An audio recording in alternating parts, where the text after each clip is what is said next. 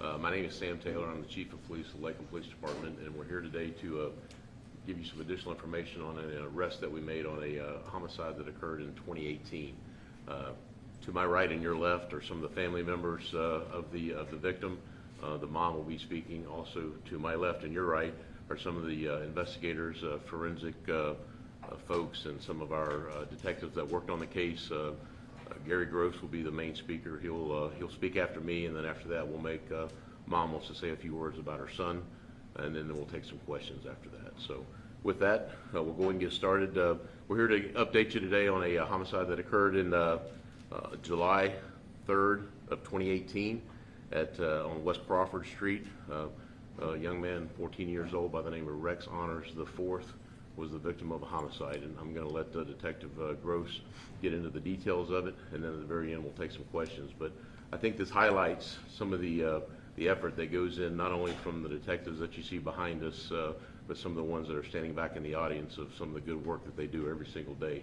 Just because it seems like a case is not going anywhere, or maybe that we're not working on it, I can assure you that we are. And so there's a lot of forensic details, thousands and thousands of bits of information and data that have to be extracted from phones and computers, and they have to be meticulously sorted through and gone through, and that's what was the crux of helping build the case and brings us to where we are today. And I hope that the family understands. I had an opportunity to meet with them before we came in here this morning and brief them up on some of the work that's been done behind the scenes. I hope this brings the mother a little bit of closure and an opportunity to let you know that we still care about Rex and your family. So with that, I'll turn it over to Gary Gross, and he can brief you up on the details.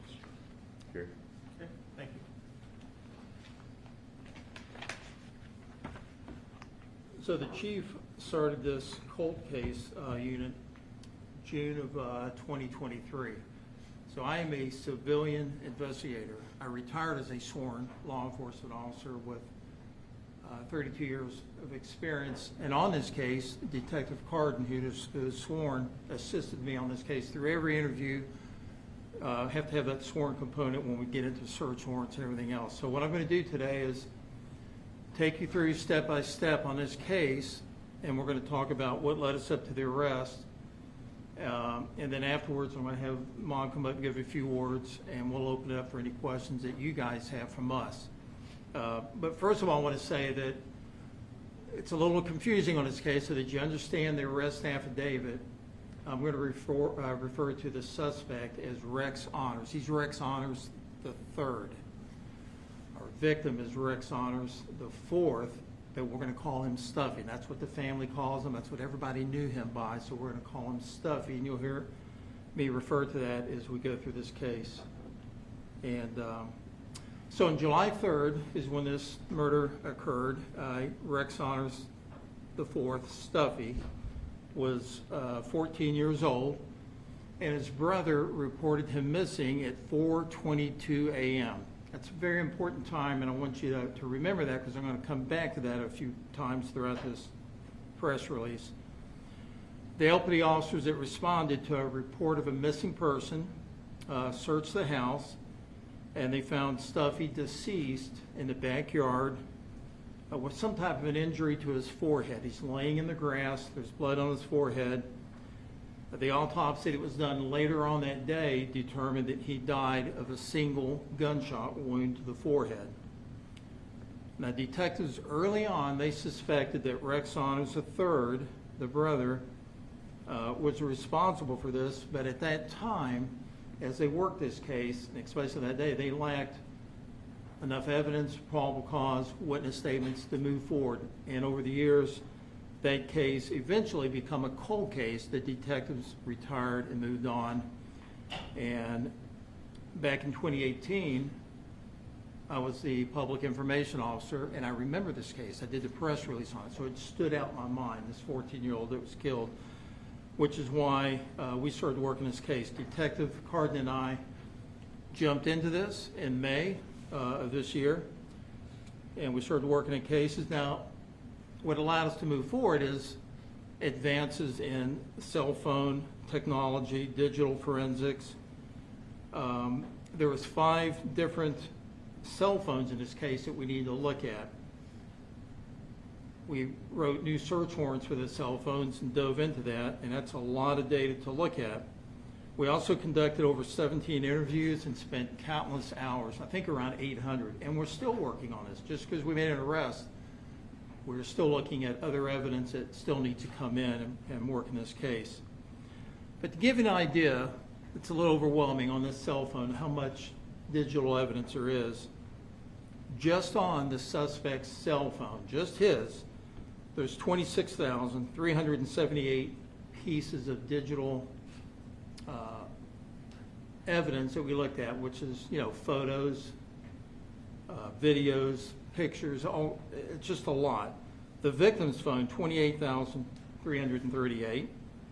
And one of our witnesses' phones that we looked at, 17,886. That's over 72,000 pieces of digital evidence to look at. That's a lot to go through. But you got to look at each one, and you'll see why in a minute. One piece of digital evidence can make a case. And in this case, there's quite a few, but we'll go over some of those. Rex Honest III was a suspect from day one. We learned he had been arrested in Albany, Georgia. He was arrested on August 16th. Now, they call it ag assault. If it was here in Florida, it'd be ag battery, but he stabbed somebody. But their language is a little different up there with law, but he's in jail for ag assault. He's still incarcerated at the Daugherty County Jail. We'd worked the case enough that we felt confident and the timing was right. We didn't want to go too early, but we now knew that we had enough information. We felt comfortable in talking to him, so we went up there on October 15th to interview him. During that interview, we got a full confession to what took place. Things that he told us that were law enforcement sensitive, that had never been released to the public before he knew, and only he would have known, being the suspect. So this is now what we know occurred. On the night of the murder, Stuffy, a witness and the suspect were at this house on Crawford Street where the murder occurred. They're just looking at social media, playing video games, hanging out as the night progressed. We do know from talking to this witness that they started fighting, and we're not sure why, but this fight escalated to the point where they broke that table. You see there in photograph number 1, that was in the living room. That table was broke there in the fight, and this fight kept going. Now this witness, excuse me, he knew that there was a couple of different firearms in the house, and he was scared. He's 16 years old. So at this point, they're fighting so rough, he was scared. He left the house. He left on foot. He went a short distance down the driveway. Now this driveway it's fairly long. In fact, there's a photograph of it right there. It's 256 feet. As soon as he got onto the road, he hears a gunshot go off, one gunshot. Now he knew, in his heart, that Stuffy was shot, and he was scared to death. I understand he's 16 years old, doesn't know what to do. He just leaves on foot and he gets the heck out of there. He believes that he was shot. So based on this evidence, the confession at this time, we now know the suspect was shot at close range, 2 to 4 inches away from the forehead. This is based on the image report. They found stippling, which is, it's a gunpowder burn. The gunpowder from the gun burned into his skin. That only happens when you're 2 to 4 inches away. When he shot him, we know that from the image report. We know that the suspect then picked him up under his arms in the bedroom, the northeast bedroom, dragged him out of the bedroom, down the hallway, through the living room where he stopped briefly, and then through the kitchen and out a sliding glass door out into the yard. Photograph number 3 there, I know it may be difficult to see, but when he took him outside, the grass was at least 4 to 5 feet high. And he dragged him through that grass and he left him laying out in the grass. He then admitted, this is what he told us, only the detectives knew and the crime scene knew, that the crime scene appeared to have been cleaned up. We know he admitted to this. He admitted to cleaning up the crime scene with rags, towels. He used some bleach. And then he said that he got rid of the guns, the 2 guns that were in the house, and all the bloody towels. He got rid of those at a nearby neighbor's house. He wouldn't tell us which one. He just said he threw it in the trash can somewhere down the road. He then makes a series of phone calls in what we think was an attempt to create an alibi. He first called girlfriend number 1, made several calls and attempts to reach her, and she realized this when she looked at her phone. She called him back at 3:48 in the morning. Remember, he didn't call the police until 4:22. She called him back at 3:48, and she said he was crying on the phone, and he said his brother was dead. This is before he called the police to report him missing. He would not have known his brother was deceased at 3:48 in the morning. He then made several phone calls to girlfriend number 2. And at 3:57 in the morning, he talked to her for 16 minutes, 30 seconds, and that ended at 4:13 in the morning, pretty close to when he called 911 to report his brother missing. She said he was out of breath. She thought that stuck out in her mind. She thought that was strange. And he said he was looking for his brother. He said he got to the house. He said, it's not broken into. There's no broken glass. Oh, there he is. And then he hangs up. She doesn't know why he hangs up. She's not real sure what happened, but this is what he's telling her at that time in the morning. Again, when he hangs up, that would have been 4:13 prior to him calling the police department.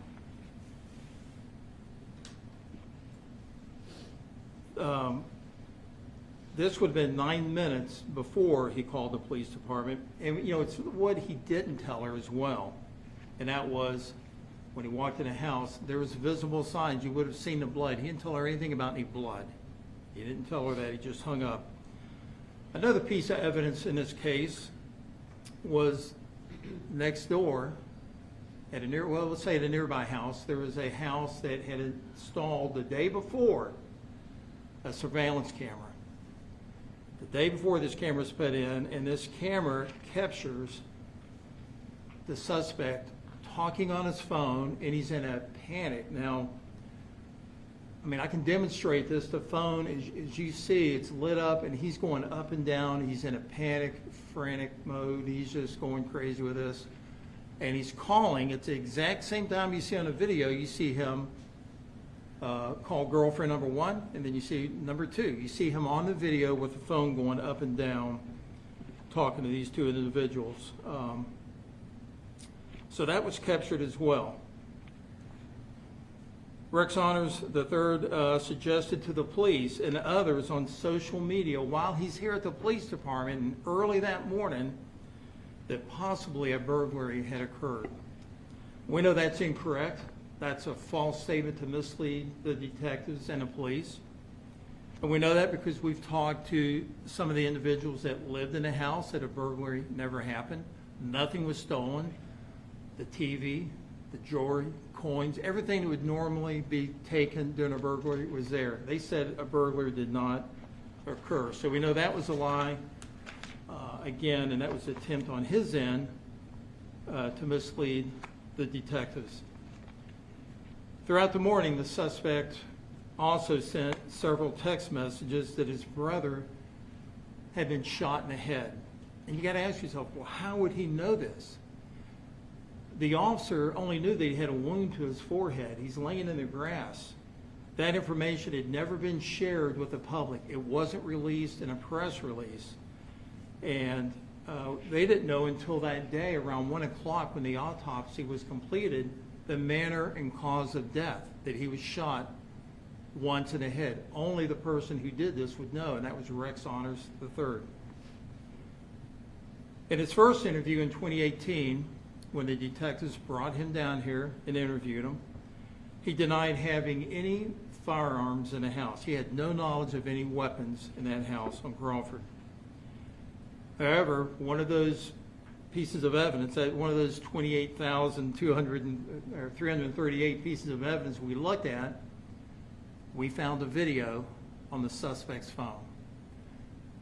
That video was taken a little over 4 hours before the murder occurred, and it's him and the victim doing a rap video. Each one has a gun, and some of the lyrics in that video is, "You're fixing to die tonight." Now that video was on July 2nd, like I said, a little over 4 hours, 10:54 p.m. before the murder occurred. It kind of foreshadows what was to come. The forensic examination of the witness's cell phone, who left at 3 a.m., the young man that was 16 years old, showed that he had tried to contact 27 different times family members. He's scared. Again, he's 16 years old. He just, he's not sure what to do. And those calls started around 3:41 in the morning. So when he heard that gunshot, again, he knew what had happened. He's just in a panic mode. We know that from the digital forensic evidence, the new evidence that we've looked at. And technology has changed so much. Our technical services unit, which we have some members up here today, what you can do today is going to change in 4 or 5 months from now. So a lot of this new evidence that we got was not accessible back in 2018. So we got a lot off these cell phones and the search warrants that we did. The original responding officer said he noticed a trail of blood throughout the house. The father who we talked to, who went back in after the crime scene unit had cleared the house and the police are gone, one of the first things he noticed was what appeared to be blood that was cleaned up in the bedroom, kitchen, and living room area. But in contrast, the suspect, when he called 911 to report his brother missing, who said he was in the house 10 minutes, never ever once mentioned to the dispatcher that he saw blood. And it's all throughout the house. But he did determine during that 10 minutes that he walked through the house that his brother wasn't there. He also told the dispatcher that little things that was kind of strange, like he noticed a pizza box on the floor. He noticed his brother's shirt. But all the lights were on. He told the dispatcher when he went in the house, all the lights were on. He should have seen that blood. It was right there in front of him. He never once mentioned to the dispatcher that blood was throughout the house. Honor said he tried to call the victim. False statement. We know from the forensic exam now, the digital evidence that we got, there's no evidence on his phone that he tried to call Stuffy. There's no evidence on Stuffy's phone that the victim tried to call him. That's another attempt for him to mislead the police in this investigation. So in summary, here's what we know happened. Honors admitted to shooting a victim from a standing point. During the interview up in Georgia, we said, "Show us." He stood up in the interview. He said he turned his head, he didn't look, he closed his eyes, and he said he shot the victim from about 6 feet away. And he demonstrated that during the interview. He's the only one who would know this information. Again, remember I told you the autopsy report said he was shot once. Well, the ME and the detectives are the only ones that had the information that that bullet went in here and it exited the base of the skull, a downward trajectory.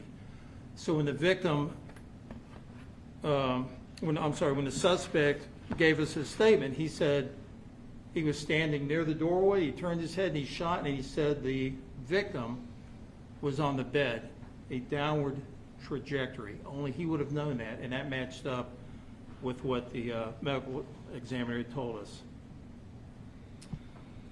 So one last thing I'd like to mention is it kind of helped us through this case. It was a lot to go through, a little over 800 hours. And I told the mother this and the family as well. And we do this on every case. And especially on this case, when you walk in the cold case office, we put a picture of Stuffy up on the wall. so that we can see that every day. Every day we know our purpose. We're motivated to keep moving this case forward. And we know that just because this case is solved, that it's not going to erase the pain, that the family has. But it does give some closure, and it allows, Stuffy to have a voice and to be remembered. So at this point, I'm going to have the mother come up and ask her if she wants to give a few words about Stuffy. When she's done, then I'll open it up for any questions that you have, and then I'll turn it back over to the chief of police. But Mom, would you like to come up here and give a few words on Stuffy? If you can. If not, it's okay. But if you'd like to come up. It's all right.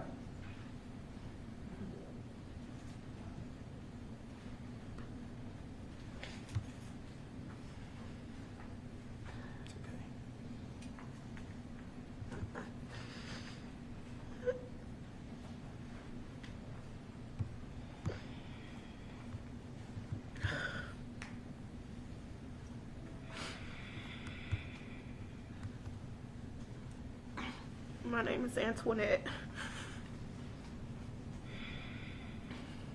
Stuffy was only 14.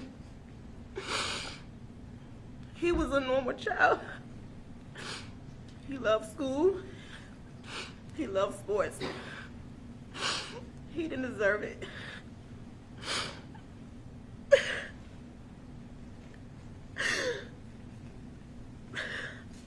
All I want to know is why you did this to my son. He didn't even get to live his life.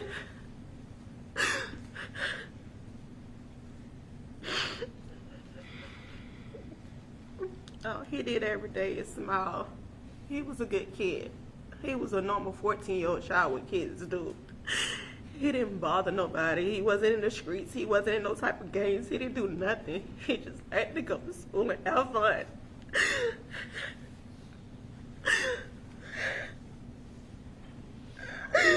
Thank you.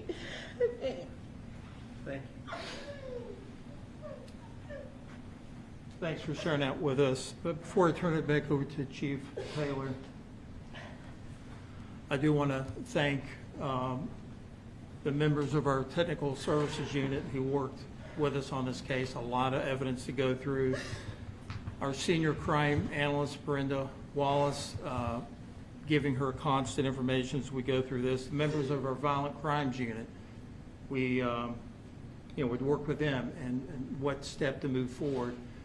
And I will say on this case, the state attorney's office, meeting with the state attorney's office every couple of weeks to help us move this case forward. I appreciate all their help. And then Detective Carden, who was doing double duty of his other job and then also assisting on this case with every interview.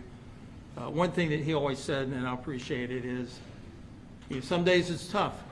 You may knock on 3 or 4 doors, you can't find somebody, but he just said, you're chopping wood, man, and you got to keep moving forward. You may get a little splinter that day, chopping wood, but eventually you're going to hit that tree hard enough and it's going to come down. And in this case, it did, and we're able to make an arrest. So I appreciate all his effort as well.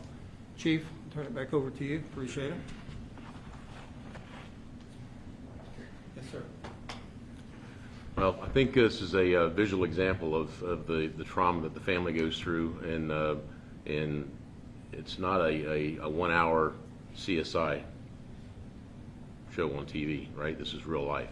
This family's going to deal with this the rest of their life. That day in July changed their lives forever.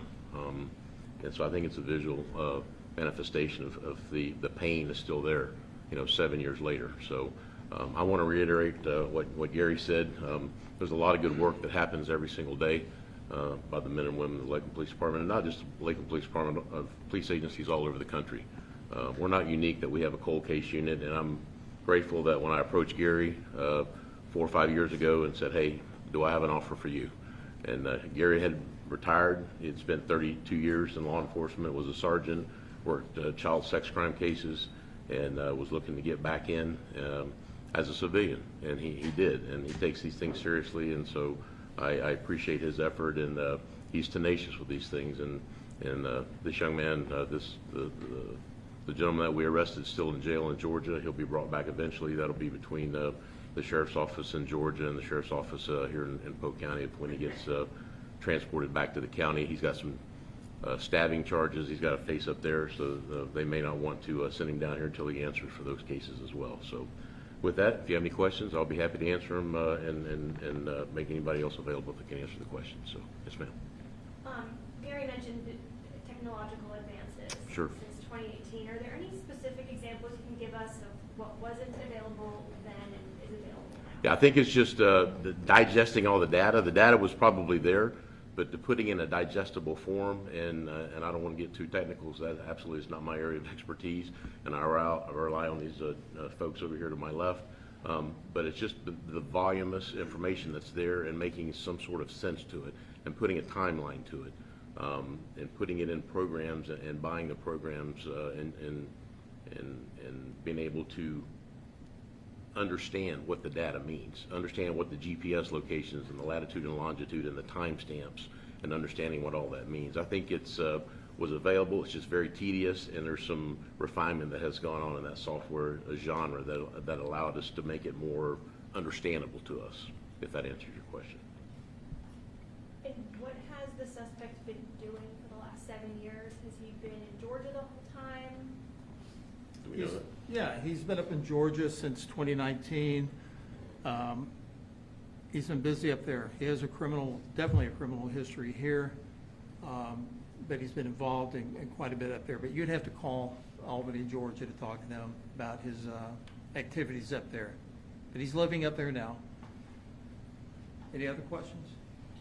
Were you aware of the 16-year-old witness in 2018, or did We that were. not come to light? Yeah, we were. He was interviewed at the time, yes, ma'am.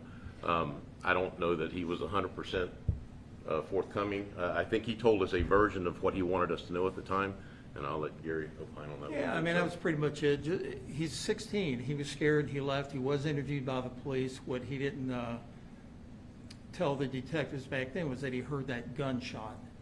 And when I said a lot of our witnesses, they're now parents. They have kids. And he understands, having a kid of his own, how important it is. So he come forward with that new information, as well as some of our other witnesses that we talked to. With new information, it helped us move this case forward. So, Go ahead. Go ahead. I was just going to ask, it seems like an exact motive isn't known at this time, right? We just know we'll never know. He's the only one that's going to know. Some witnesses said it could have been over girls. Some said they were fighting and it got out of control. It's obvious from that table that's broke. And we do have that one witness who left that they were fighting hard and heavy. Maybe that was the reason why. But he didn't say during the interview up in Georgia why exactly that he did that shooting. How old was the suspect at the time? He was 21, and our victim was 14. You mentioned the suspect cleaned up the crime scene. Was there no DNA evidence at the initial crime scene before he drove him out into the yard? Great question, and detectives dealt with that back then. The suspect having lived there on and off, that DNA really wouldn't mean a thing to us because he stayed in the house. They were play fighting, so we knew his DNA would be on him. So that kind of was something that worked against us with him living there too, on and off. Any other questions? Can we get Antoinette's last name?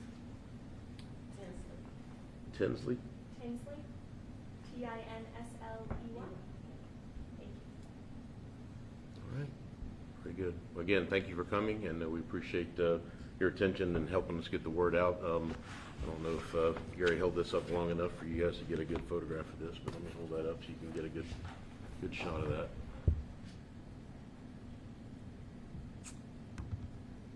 All right.